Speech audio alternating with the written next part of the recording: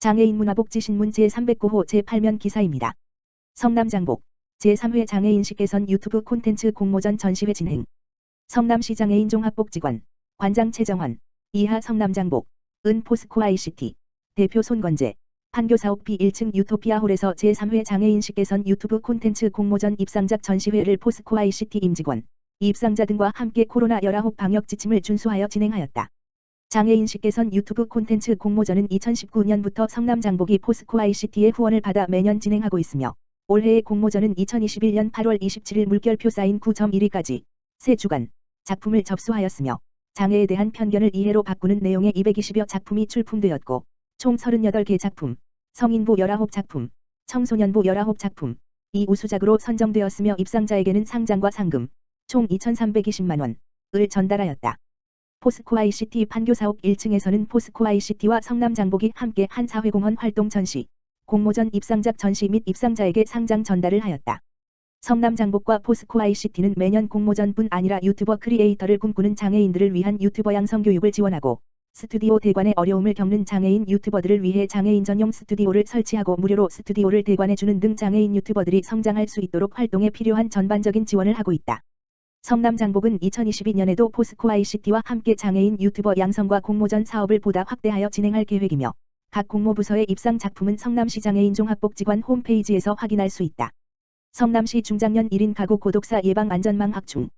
성남시 시장 은수미는 중장년 1인 가구의 고독사 예방과 안전망 확충을 위해 안전 알림 사물 인터넷 IoT 기기 설치에 이어 반려식물 보급 사업을 펴고 있다고 27일 밝혔다.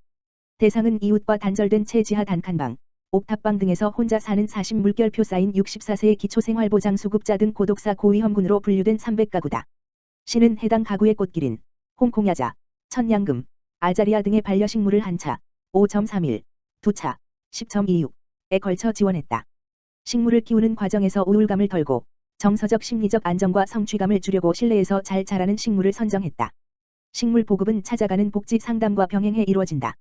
이를 위해 시는 해당 가구의 복지통장, 지역사회보장협의체 위원 등 모니터 요원 186명을 매칭했다.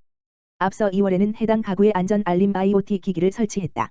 집안의 온도, 습도, 조도, 대상자의 움직임 등을 자동 감지해 일정 시간 변화가 없으면 시 또는 각통 모니터링 화면으로 상태를 알려주는 시스템이다. 인터넷망과 연결돼 집안의 변화를 8시간 내 감지된 정상, 12시간 내 미감지는 주의, 24시간 내는 경보, 24시간 이상 경과는 위험 등 4개 단계로 구분해 알려준다. 시는 최근 10개월간 이 시스템으로 위험단계 대상자 428명을 감지해 전화통화로 상태를 확인하고 연락이 닿지 않던 59명은 집을 찾아가 응급 입원, 복지서비스 지원 등의 조치를 했다. 성남시 복지정책과 관계자는 코로나19 장기화로 1인 가구 방문 돌봄 서비스가 제한적으로 이루어지고 있는 상태에서 안전 알림 IoT 기기 설치, 반려식물 보급 사업 등을 펴 올해 들어 단 한 건도 고독사가 발생하지 않았다고 말했다.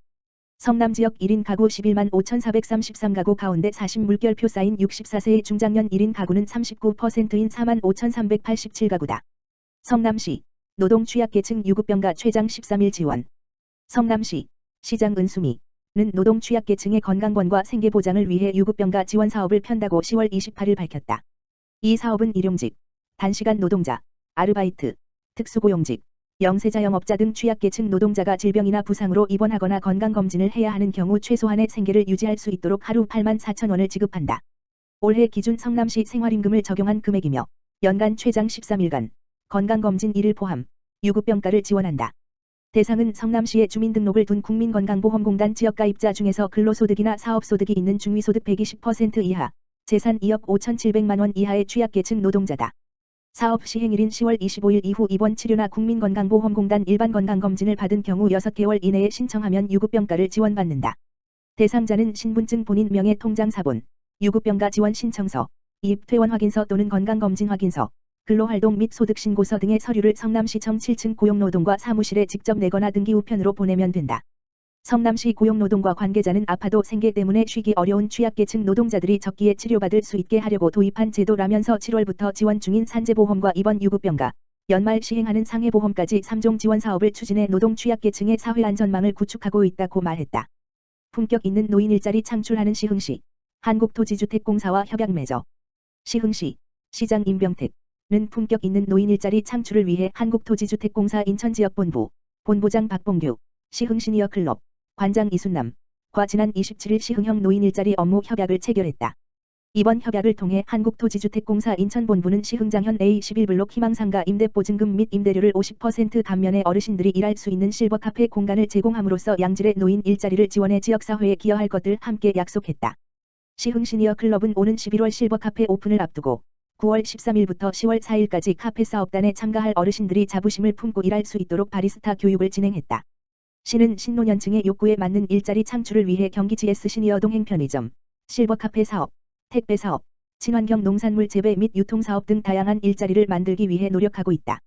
올해는 70개 사업단 4,715명의 어르신이 노인 일자리에 참여 중이고 내년에는 72개 사업단 4,900여 명 이상 확대할 예정이다. 한편 시는 GS 리테일과 시니어 편의점 사업 협약을 통해 어르신과 청장년을 위한 세대 통합 일자리 창출에도 힘을 쏟고 있다. 2020년부터는 정왕군서점, 시화공고점, 시흥황금꽃점, 대야상업점 내 개소를 운영 중이며 2022년에 10개까지 확대할 계획으로 추진에 박차를 가하고 있다. 임병택 시흥시장은 어르신들이 품격 있고 건강한 노년을 보내실 수 있도록 지속적으로 노력할 것이며 지역사회와 공감하고 지속가능한 가치를 창출하는 한국토지주택공사의 발전을 기원한다고 전했다. 위기의 청소년을 구하라 시흥시 관내 편의점 대상 아웃리치 활동. 시흥시 청소년 상담복지센터 소장 이주원은 10월 25일부터 10월 29일까지 우리 동네 지킴이 편의점 아웃리치 활동을 펼친다. 아웃리치 활동이란 성매매와 범죄 위험에 노출된 청소년들을 직접 찾아가 상담 구호 보조 활동을 수행하는 현장 지원 활동을 뜻한다. 지난 7월 여성가족부와 한국청소년상담개발원은 위기 청소년을 신속히 발견하고 적시에 지원하는 방안 중 하나로 청소년들이 많이 이용하는 편의점과 함께 위기 청소년 지원을 위한 업무 협약을 체결했다. 이러한 움직임에 발맞춰 시흥시 청소년상담복지센터는 관내 학교 주변 및 번화가에 있는 편의점 150곳을 대상으로 위기 청소년이 언제든지 도움받을 수 있도록 청소년 전화 1388을 홍보하고 위기 청소년 대처 방법 매뉴얼을 배포해 안내할 계획이다. 시흥시 청소년상담복지센터 소장은 이번 아웃리치 활동을 통해 생활 주변에 자리 잡고 있는 편의점이 도움이 필요한 청소년들에게 우리 동네 지킴이 역할을 톡톡히 해줄 것으로 기대한다고 밝혔다. 시흥시 사회적 협동조합 산들마을 독거노인 주거내부 개선 위해 구슬담. 군자동 행정복지센터 동장 김재구는 지난 27일 사회적 협동조합 산들마을 이사장 김장곤과 함께 주거환경이 취약한 독거노인 가구의 집안 청소 및 소독 작업 봉사활동을 펼쳤다.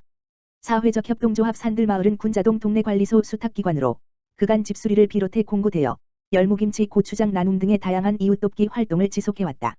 이번 봉사활동 대상자는 뇌경색으로 쓰러져 거동이 불편한 데다 가족과의 왕래가 없어 비위생적인 집에서 생활해온 독거노인이다. 거주지 내 생활 폐기물과 쓰레기가 많이 쌓여 있어 일상생활 유지가 힘든 데다 건강 상태까지 악화된 상황이었다. 산들마을과 자원봉사자들은 힘을 모아 어르신이 스스로 버려야 할 물건과 버리지 말아야 할 물건을 구분해 정리할 수 있게 도왔고 재활용과 폐기물을 분리 배출했다. 청소 후에는 소독 및 방역 작업도 꼼꼼히 실시했다. 김장곤 산들마을 이사장은 물건이 하나씩 정리되자 기뻐하는 어르신의 모습을 보니 매우 보람차다. 앞으로도 도움이 필요한 이웃을 위해 다양한 봉사활동을 적극적으로 전개해 나가겠다는 마음을 전했다. 김재구 군자동장은 독거 어르신께서 주거환경 개선 이후에도 쾌적하고 안전한 환경에서 지낼 수 있도록 복지 서비스 안내와 어르신 집안 안전지대 만들기 사업 등 추가적인 서비스 연계를 위해 다각적인 노력을 펼치겠다고 밝혔다.